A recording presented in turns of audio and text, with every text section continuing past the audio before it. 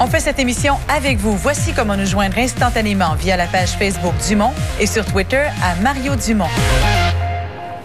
Il y a des invités comme ça avec qui on pourrait jaser d'une multitude de sujets. Marc Bellemare, bonjour. Bonjour, ça va bien? Oui, ça va bien. Je veux qu'on commence à parler, c'est l'histoire de votre vie, les victimes d'actes criminels. Ouais. Le dernier cas vraiment chaud, ça s'est joué dans la région de Québec, le cas Jacques Vachon. Je vais essayer de le résumer, puis si je me trompe, vous me corrigez. Le type est condamné pour des agressions sexuelles graves et violentes. Finit par dire son avocat était pas bon, il a été destitué. Et il dit, parce que mon avocat a été destitué, comme avocat, j'ai été mal défendu, j'ai le droit à un nouveau procès. Et là, on va obliger ces victimes d'actes criminels, de sévices sexuels importants, à revenir, rebrasser l'histoire et retémoigner. Ouais, c'est à peu près ça? Oui, puis c'est inacceptable. Puis ce jugement-là de la Cour d'appel, le problème, c'est qu'il est appelable devant la Cour suprême. C'est-à-dire qu'on peut demander... La Cour d'appel est le plus haut tribunal du Québec, mais c'est pas le plus haut tribunal au Canada. Donc, le gouvernement québécois... La Couronne, le procureur général peut demander à la Cour suprême de casser ce jugement-là. Puis on a des belles questions de droit qui se posent. Là. Mais sur quelle question de droit ça casse? Qu'est-ce qui fait que... Est-ce qu'on peut demander un nouveau procès, ordonner un nouveau procès parce que l'avocat était pas bon? Est-ce que ça ouvre pas une porte, ça, pour des centaines de cas? On va pouvoir dire, mais tu as été condamné, mais ton avocat était pas bon. On va regarder comment il a travaillé. On va te faire un procès. Il n'a pas fait témoigner la bonne personne, il n'a pas présenté de preuve d'expert, il n'a pas ci, il n'a pas ça, il n'a pas posé telle question. On va aller en appel, puis on va demander un nouveau procès parce que ton avocat n'a pas fait sa job. Mais en fait, ce que ça veut dire... je trouve que c'est inacceptable, puis ça ouvre des portes, puis il me semble que le procureur général devait aller devant la Cour suprême, mais il ne l'a pas fait. Puis ça me scandalise. Donc, n'allant pas en appel, ça veut dire que ce que j'ai décrit, c'est fait. Là. Ça ne changera pas. Les victimes vont être obligées de revenir témoigner. Il va y avoir un nouveau procès avec des victimes, dont une qui est décédée, qui s'est pendue le lendemain de son témoignage. Une affaire épouvantable. Moi, je représente certaines victimes qui ont réclamé pour des prestations parce qu'ils n'ont pas été en mesure de retourner au travail depuis l'événement, depuis les nombreux événements qui se sont déroulés dans quelques cas sur 8 ans. Mais je reviens là-dessus, c'est inacceptable que le procureur général du Québec n'ait pas porté l'affaire en Cour suprême. Mais tout ça, ça dit quoi sur le respect des victimes? Ça dit que finalement, ça compte pas vraiment. Parce que la Cour d'appel n'en a pas tenu compte du tout. Et la Couronne, le procureur de la Couronne a essayé de convaincre la Cour d'appel de tenir compte de l'intérêt des victimes là-dedans. Les juges lui ont dit, écoutez, c'est pas pertinent. Ce qui est pertinent, c'est l'intérêt de l'accusé. C'est l'intérêt du condamné. C'est tout ce qui compte. Et moi, l'intérêt du condamné, là, parce que je relisais des extraits de ça. Là, je cite le juge, j'essaie de le citer au texte. La douleur des victimes de Jacques Vachon ne doit pas être la considération première. Non, mais ça doit l'être, à mon avis.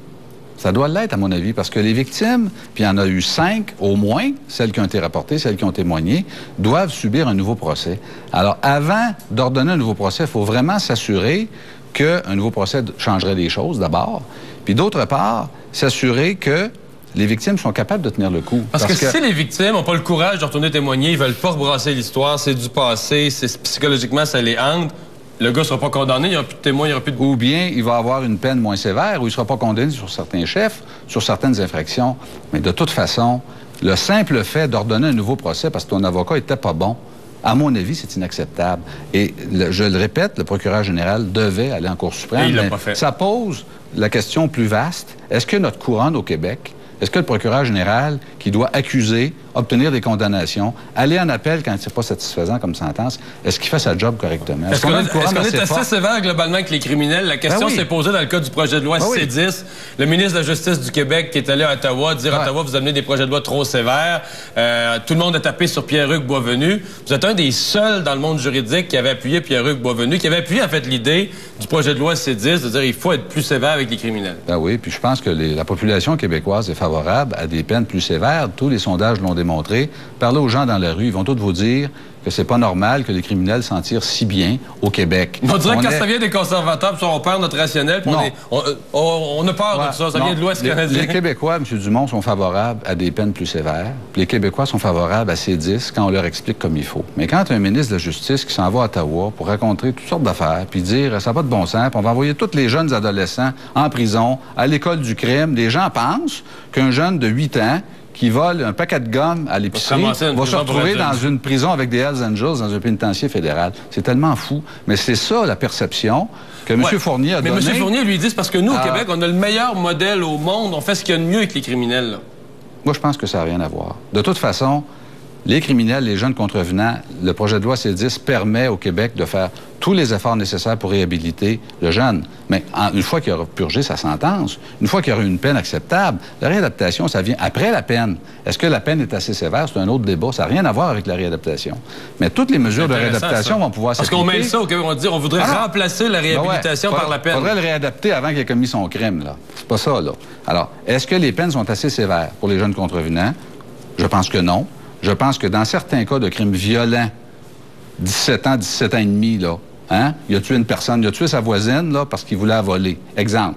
C'est normal que ce jeune-là soit jugé comme un adulte. Mais encore faut-il, M. Dumont, et le projet de loi C-10 le prévoit, que le procureur général, que le procureur de la Couronne le demande, ça c'est M. Fournier et ses représentants, puis que le juge l'accepte. Alors, C-10 n'impose rien. C-10 ouvre des pouvoirs additionnels au procureur de la Couronne qui peut demander une peine pour adulte à un jeune qui aurait la maturité et qui aurait ce qu'il faut pour être jugé comme un adulte. Puis encore là, jusqu'à 18 ans, il n'ira jamais dans une prison pour adultes, ni dans un pénitencier pour adultes, il va aller dans une prison pour jeunes.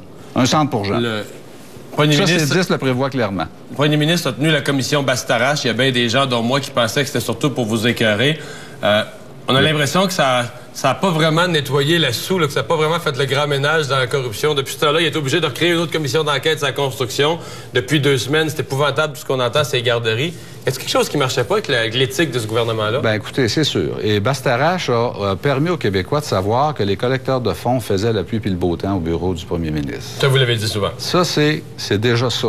À mon avis, c'est déjà ça. Ça n'a rien réglé sur le processus de nomination des juges. Puis je suis convaincu que Jean Charest continue de mettre ses gros doigts dans les dossiers, puis de mettre des post-it. Puis je suis convaincu que dans la réalité, ça n'a rien changé au cabinet de Charest puis du ministre de la Justice. Mais Bastarache aura au moins permis aux Québécois de voir ce qui se passe dans le cabinet du premier ministre.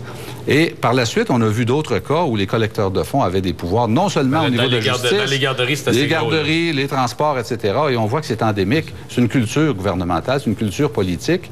Et la commission Charbonneau, mais qui arrive, à mon avis, un peu tard. Ça aurait dû être fait il y a 2 ans quand Mme Roy a demandé une commission d'enquête publique, mais on ne sait jamais. Vous n'allez pas être fâché d'être sorti de là? Non. Attends. Merci, Marc Bellemare, d'avoir été avec nous.